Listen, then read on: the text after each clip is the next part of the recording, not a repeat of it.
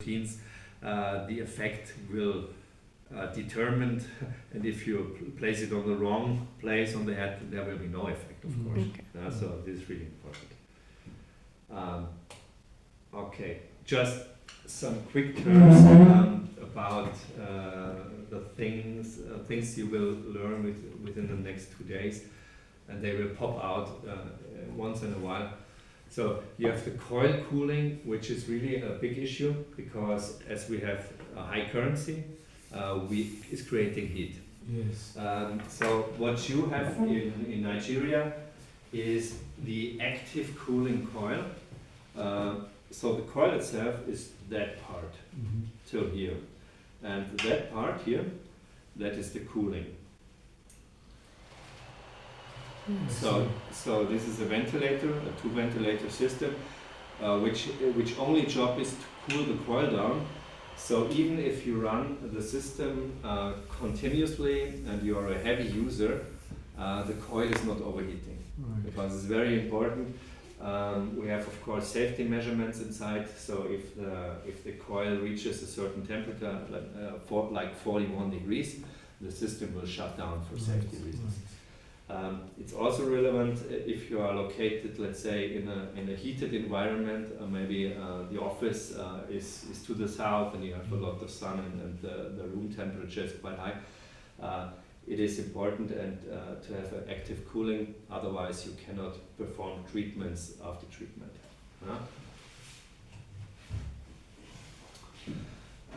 Then you have some terms for the stimulation protocols on the down left side.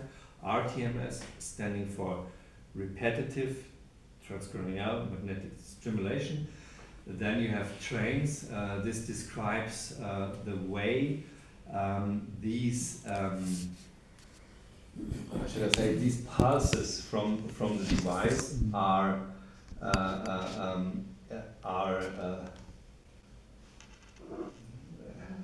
the intervals of the pulses. Right. Then you have ITI and ISI, which is not relevant for us at the moment. Very important will be the therapy hotspot. So the location where you actually place the coil during the treatment. The motor threshold is also very important. This is the amount. So you define with a protocol, you define the amount of energy which is emitted. Right. And this is individual. From individual to individual is different.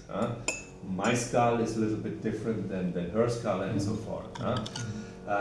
The motor hotspot, this is also a term which is very important in the TMS environment. This is describing a place at your skull where you have a connection. When you make a stimulation pulse here, then here, then on the other side you have a direct feedback on your finger, on your hand. So there is a direct link. We will go into that deeper later. And the stimulation intensity is defined by the motor threshold. So this is interlinked. Last but not least, the mono and biphasic pulse shape. You have to just remember that currently it's state of the art to use only biphasic pulses. So this is more from the old days. And if you are more in research, but we will skip this because your goal is to treat patients and also make research. Okay. Yeah. All right. Okay. We go a little deeper into stimulation intensity. You have a maximum output of the machine, which is obviously 100%, and then you try to find out what is the intensity for this person. Later we will show you how it works. And then you have, for example, you come up with a figure like it's 50%. And from there you start then also the treatment. Right. There is another, I think, do you have an EMG option maybe Katharina, Ich guck mal nach. could you check, because if you have, then we will go into this deeper. If you don't have this option, we will skip it. Just for your information, there are two ways to define this motor threshold. So the level of stimulation you need. The one hand, you start here by stimulating, and you see a result, and you go down with the level till you just see a little result. So you want to be just on that edge that you can see, that you can visibly see a result. And there is a different way to do it. You can have here an EMG device placing electrodes here. So the EMG detects the muscle reaction. So you don't have to visibly control it and tell the system, okay, I have a feedback. It can be, yeah? Sorry. Yeah, please. But you can see it. It's like sometimes you can see like the thing. Yeah, exactly.